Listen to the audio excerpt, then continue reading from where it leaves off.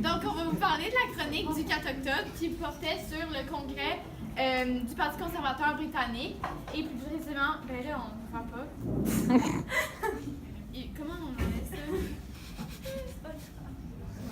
OK, ben, le Brexit. Donc, c'est quoi le Brexit? Ça veut dire British Exit.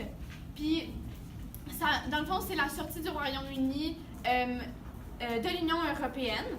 Donc, ça a commencé quand? Ça a commencé par une promesse de l'ancien premier ministre David Cameron qui a promis de faire un référendum pour demander aux gens s'ils voulaient sortir ou rester de l'Union européenne.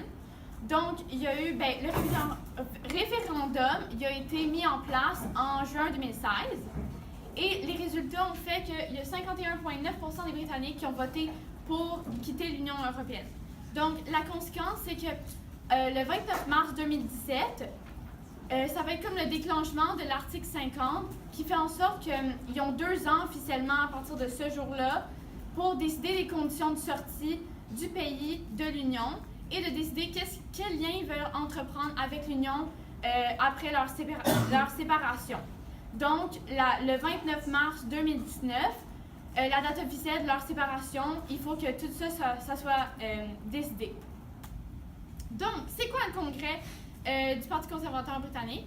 Donc, premièrement, ça s'est passé à Birmingham et ça a duré 4 jours. Donc, qu'est-ce qu'ils font au congrès? Donc, ils vont discuter de la séparation, de les liens qu'ils veulent entreprendre, comme j'ai dit tantôt, après leur séparation avec l'Union. Il va y avoir des divisions des Tories, etc.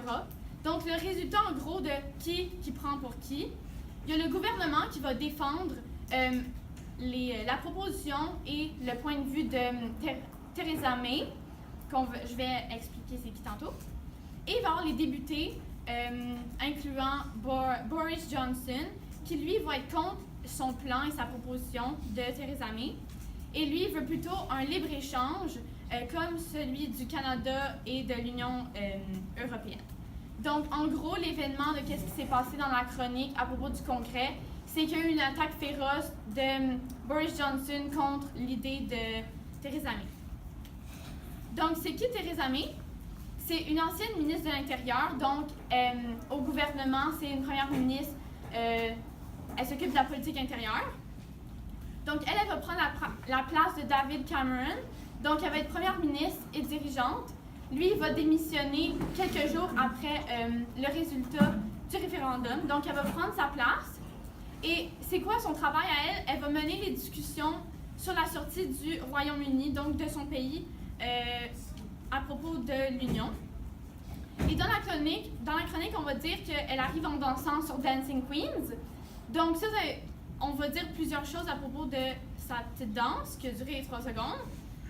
Ça va être contredire son image de femme sérieuse, donc elle veut aussi se ridiculiser à propos de plusieurs personnes qui ont ri d'elle.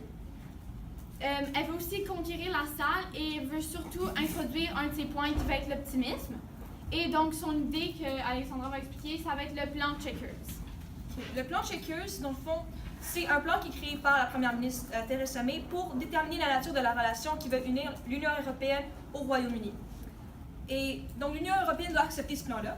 Et par ce plan-là, son but, en fait, c'est de satisfaire les partisans du Brexit dur, donc ceux qui veulent vraiment la séparation totale et l'autonomie complète de la Grande-Bretagne, et également satisfaire ceux qui sont pour le Brexit doux, donc qui veulent maintenir quand même un lien avec l'Union européenne. Par contre, cette politique-là de compromis n'a pas vraiment eu les effets qu'elle devrait avoir parce que elle a satisfait à personne, en fait. Et c'est premièrement en raison de l'aspect économique de son plan. Mais avant de parler de ça, je vais juste expliquer quelques éléments du contenu du plan Chequers. Premièrement, ça met fin à la libre circulation. Son plan, c'est de mettre fin à la libre circulation, donc de permettre au Royaume-Uni de contrôler les taux de migration dans le pays. Et donc, ça satisfait un petit peu tout le monde, donc tout le monde est d'accord pour ça. Le sujet de controverse, c'est vraiment la partie économique de son plan. Parce qu'elle veut qu'après le Brexit, donc après la séparation, il y ait une création d'une zone de libre-échange entre le Royaume-Uni et l'Union européenne pour les marchandises et les biens de consommation. Donc, ils vont conserver les règlements douaniers qui ont été établis avant le Brexit, après le Brexit également, pour ce qui concerne les produits manufacturiers, comme j'avais mentionné, et les produits agricoles. Ils vont mettre ensemble, avec l'Union européenne, le Royaume-Uni et l'Union européenne, un ensemble de règles communes. Donc, c'est un ensemble de règles qui permet un petit peu de déterminer la nature de l'aspect de la relation économique entre l'Union européenne et le Royaume-Uni.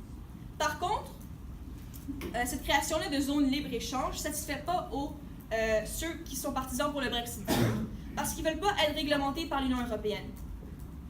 Par contre, son plan, en fait, ne tient pas en compte, s'applique seulement aux biens de consommation et aux services. Donc, elle veut maintenir ce lien-là qui unit le Royaume-Uni à l'Union européenne seulement pour ce qui est des biens de consommation, mais pas pour ce qui est des services offerts, donc du secteur des services comme, par exemple, le secteur des services financiers, qui est un secteur économique très important. Le Royaume-Uni va avoir une autonomie totale par rapport au secteur, et ça, c'est critiqué par les partisans du Brexit doux, qui, eux, ils disent que c'est pas bon parce que ça va être référé au passeport financier. Et le passeport financier, c'est un système qui permet aux banques, par exemple, de proposer leurs services à l'Union européenne.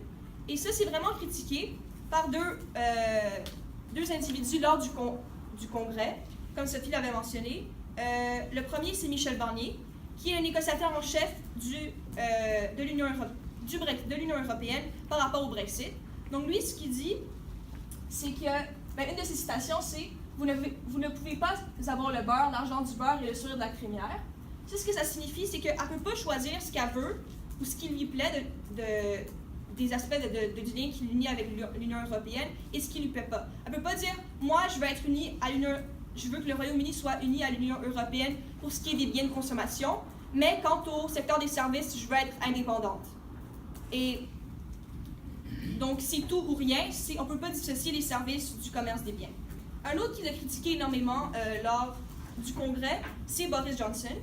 Boris Johnson, lui, c'est l'ex-premier ministre des Affaires étrangères qui a démissionné à la suite du plan Chequers. Donc, quand elle a présenté son plan, lui, il a dit qu'il n'était pas d'accord et il a démissionné. Et donc, lui, c'est un supporter du Brexit dur. Il veut une autonomie complète. Donc, il est très conservateur et le fait qu'elle propose ce truc de libre-échange pour les biens de consommation, il n'est vraiment pas d'accord avec ça. Donc, il la critique énormément. Ouais, c'est ça. Merci. C'est tout.